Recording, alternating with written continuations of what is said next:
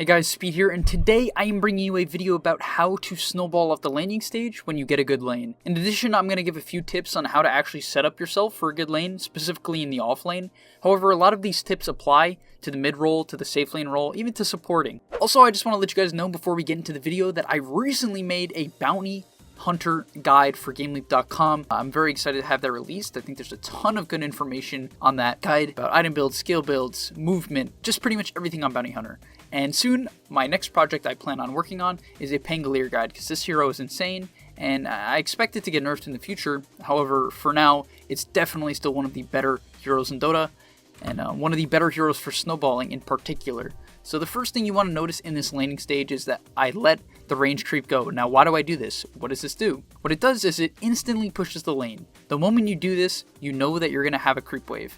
Now, the enemy safe laner does a good job in trying to reset the equilibrium and actually gets a deny, but by letting the range creep go, you get it killed right away, and because it's the highest damage creep, the lane will push naturally into you. You can do this on any hero at all. You can do it in any lane. So basically, if you feel uncomfortable in your lane and you don't want to play it straight up, like in a lane like this, where they have two of the better man fighters, then I simply play around the outsides, right? It's very simple. I go for denies in CS when the Bane isn't pressuring me, and look at this, right away. Double wave. Instantly. It's very simple. This isn't a complicated strategy, so I recommend every single offlane player to use this. Even safe lane players, if you get put in a lane where you have like a Ricky position 5 for whatever reason, because you have 2 position 4 heroes, I understand how much this actually happens, then just use that strategy of blocking the range creep in front.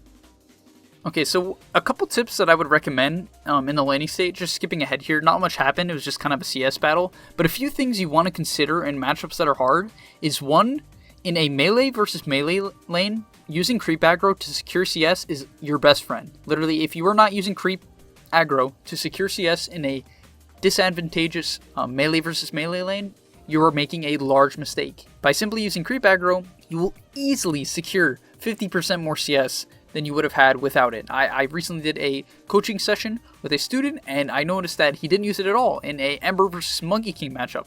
So in that one in particular, he could have used the aggro to Dragon under his tower and secure CS, but he didn't. So this is something I just want to say to everyone, and that is super useful in every single lane, safe lane, mid lane, off lane. Specifically in melee versus melee matchups, but it's also in good in melee versus range matchups as well.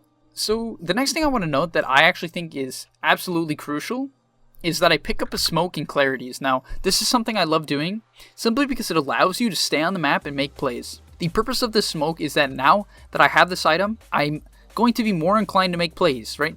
Even if basically me buying the smoke is me telling myself, hey, my purpose in this game is to move around the map with my good start, right? I got given a free lane essentially, or created a free lane, however you want to look at it. And as a result, buying a smoke of deceit allows myself to easily make a play and increases my odds of actually making the gank successful. So I think for a lot of players, they fall in this awkward state where they don't want to walk through a ward, they aren't sure when they should gank mid, and they want to get farm in their safe lane or their off lane. And what I would recommend is just buy a smoke, and basically once you push in a lane, just use the smoke. You don't often have to be flashy or come up with these great timings. You just have to walk to a lane, and then if you're a hero like Pangolier who has infinite kill potential, then often good things will happen when you show up. And as a result, even though I'm a terrible Pangolier, we're able to pick up a kill onto the puck, right? Did I see that play coming? No, I'm not going to lie to you guys. I do take pride in being a high rank. However, I had no idea my Crystal Maiden was going to get ganked by 3 people. But the reason I was there was because I understood that I don't need to get Giga farm this game, right? In order to get farm this game, I want to relieve some pressure off my Mirana, who is getting ganked throughout the game. I want to relieve some pressure off the Jugs lane by killing mid. Alright, I get another kill. Kind of fortunate.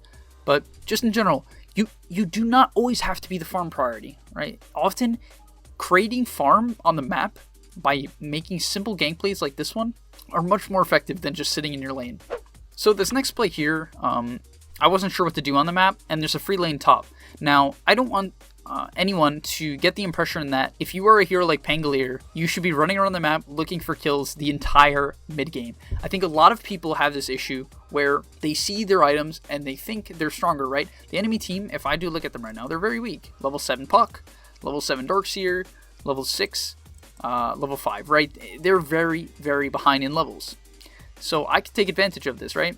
By pressuring the map. However, in solo queue, this just isn't a reality a lot of the times. It's so hard to get your team to make the plays that you want. I've had so many people ask me, what is the best way to get your team to do what you want? I can suggest buying a smoke. Typically what I would say is buy a smoke and just click it on them. Even if they aren't ready, just click it on them. Or use communication. But a lot of the times, nothing's going to work. Like, there's just nothing you can do. And that's a sad reality. But what you can do is still take farm priority, right? I don't want you guys to go into your next game and be like, well, if I just walk mid randomly with the smoke, I'm going to get a kill every single time. Because this won't happen.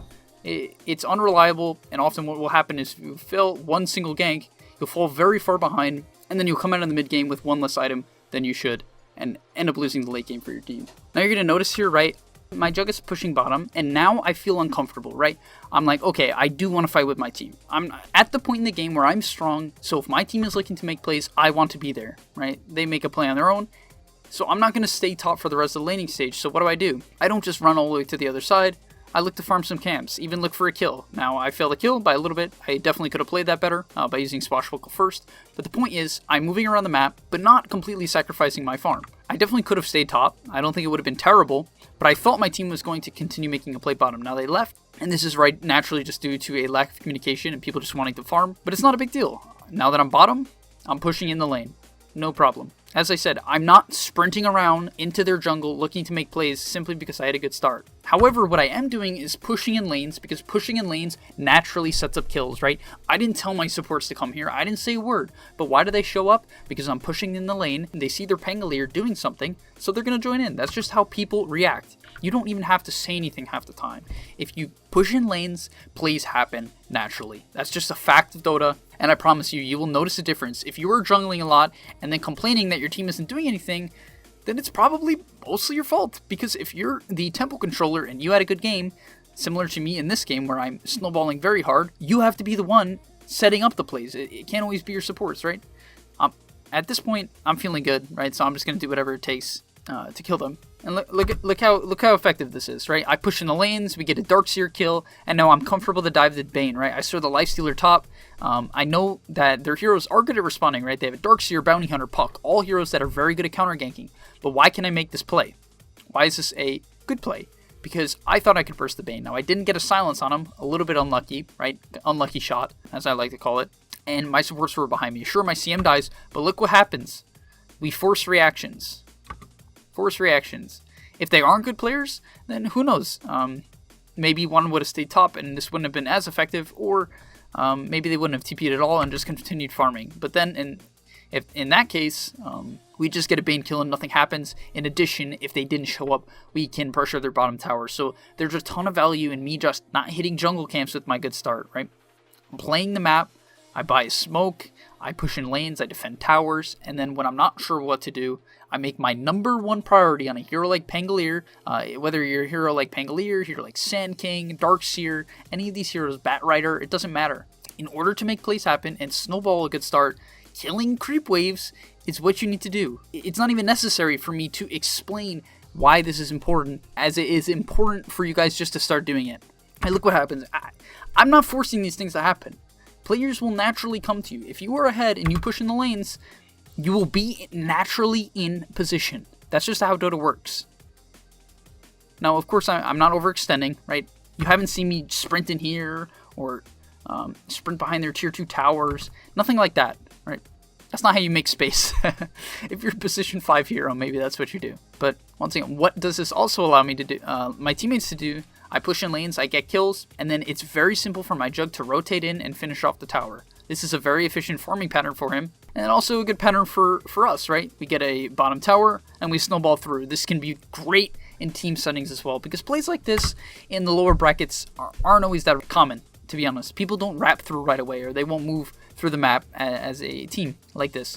So what I would recommend is if you're not at this point yet, just continue pushing in lanes, keep your farm up, and then kind of wait for your teams to get to you while you push in the lanes. Basically, the best thing I can say is if you're patient with your teammates, then you don't have to care what they do, right? If you're patient and you're farming, you could be like, okay, whatever, I'm getting items, We don't have to make a play right now. The game's not going to end. Should we be making a play? Maybe. Maybe they have an AM Jug, Ember Spirit comp. You're like, okay, we really should be doing something. But all in all, if you're keeping up your items when you're ahead, as well as forcing pressure on the map by simply positioning in a way that will naturally set up kills, Dota will feel a lot simpler. I see too many players, they push in a wave, and then they sprint back to their jungle, back to the triangle, just to go hit some creeps, and then they wonder why nothing really happens. And a lot of it is on the laning stage, right? Because they don't get off to the start they should. Hopefully you can use the 2 tips that I gave earlier on. But also because of their natural positioning and their lack of confidence to actually push in waves aggressively. A lot of this comes to map awareness too. That is going to be one of my last points. In order to push in lanes, you need to be checking over and over and over again, what items do they have? What levels do they have? Who have I seen recently, right? When I made that dive on the Bane, I saw the Lifestealer top. I believe I saw the puck mid. I'm not exactly sure. But basically, I was paying attention to where everyone else is and made a calculated risk rather than just getting distracted with the fight. Made a calculated risk rather than just making plays based off what I see on my screen. What is more important 95% of the time, oh, look at this roll. What is more important the majority of the time is what's going on the other side of the maps, not what's going on by you. Another thing you want to check, last but not least, as I miss a swashbuckle, is what the heroes that can kill you, what their levels are. So in this game in particular, the heroes I'm concerned about are Puck and Bane, right? Grip is going to kill me, and a high-leveled Puck is going to kill me. So I noticed that the Puck is a low level, and I played bottom very aggressively because I noticed Bane was not level 6 yet. This is something you can easily take advantage of. Paying attention to what heroes can kill you when you're a split-pushing hero like Pangolier, or a lane-shoving hero I should say, is crucial. Similar to Juggernaut, whenever you're playing a hero like Jug or Lifestealer, you should say, okay, I'm looking at the enemy team comp, they have a Slaughter. Okay, if I don't see Slaughter, I'm not going to push in this wave. Or, I see Slaughter top, so therefore I'm going to hit the tier 2. Because there's no way I actually die as long as I'm ready to rage TP. Basically, having good awareness and identifying the threats of the game will allow you to snowball significantly harder than when you're just making plays based on what your eyes see right in front of you at the period in time. You need to be thinking ahead, you need to think way before the game even starts, in the drafting phase, identify the threats, and think about, okay, is this lane going to be easy? What items do I need to buy to counter my counters? And what can I do to make this hard game and maybe not as hard? I can't stop rolling. Ah! My hero keeps rolling. There I go. Oh, rolling through the trees too. Jeez. I don't even have a head. Oh, I'm going to stun him. Alright, but thank you guys for watching this guide on how to snowball off the laning stage and things you should be considering in the mid and the late game, and even the early game, in order to prevent yourself from throwing a lead, or at least not applying enough pressure when you have a lead. So, if you enjoyed any of these tips, or they helped, please do like and subscribe to help the channel grow, as well as leave a comment on what you think I may have missed, if there's anything you do in particular in the mid game that helps you snowball. Yeah, alright, see you guys.